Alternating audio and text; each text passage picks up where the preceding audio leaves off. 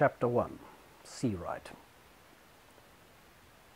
In October of 1912, the SS City of Birmingham was travelling through the Red Sea, midway on her journey to India, when two men found themselves together on the forward deck.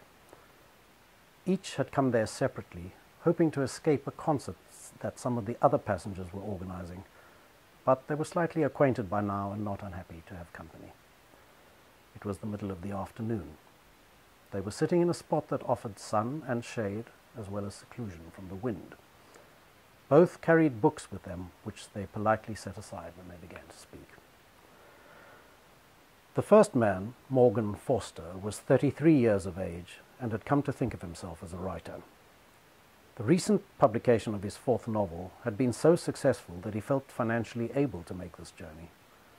The 6 months that he planned to be away marked his first departure from Europe and only his second extended absence from his mother. The other man was an army officer, returning to where he was stationed on the northwest frontier. He was a few years younger than Morgan, a handsome fellow with back-swept golden hair and numerous white teeth. His name was Kenneth Seawright. The two men had conversed a few times before, and Morgan had found himself liking Seawright, though he hadn't expected to. The ship was full of military types and their ghastly wives, but this man was different. For one thing, he was travelling alone. For another, Morgan had seen him behave with kindness towards the single Indian passenger on board, a kindness that was otherwise in short supply, and he had been touched by it. These small signs suggested they might have more in common than he had at first supposed. Although he had only come aboard a week ago, Morgan was beginning to feel that he'd been on the ship for too long. He was travelling with three friends, but even their company sometimes wore thin. His thoughts strayed constantly outwards into the encircling sea. He would pace the deck for hours at a stretch, or sit at the rail, lost in aimless reverie over the flying fish that leaped at the bow, or the other creatures, jellyfish, sharks, dolphins, that sometimes showed themselves. He could sink very deep at moments like these. Once he had seen tracts of scarlet billowing in the swirl, which he was told were fish spawn waiting to hatch, life that wasn't human life, maturing and breaking out and expanding itself in a medium that wasn't human either. He was stuck with the humans, however. The same set of faces awaited him each day. The ship was like a tiny piece of England, Tunbridge Wells in particular, that had broken off and been set in motion. For some reason, perhaps because they spoke more, the women were hardest to deal with. They assumed that he shared their feelings, when most of the time he did not.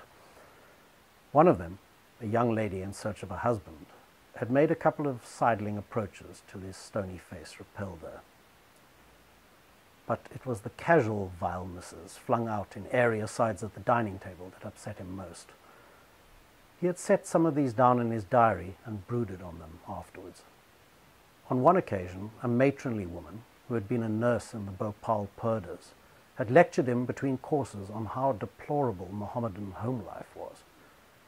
And if English children stopped in India, they learned to speak like half-castes, which was such a stigma. And this young Indian man who's on board, she added in a low voice, well, he's a Mohammedan, isn't he? He's been to public school in England, but has it improved him? He thinks he's one of us, but of course he never will be.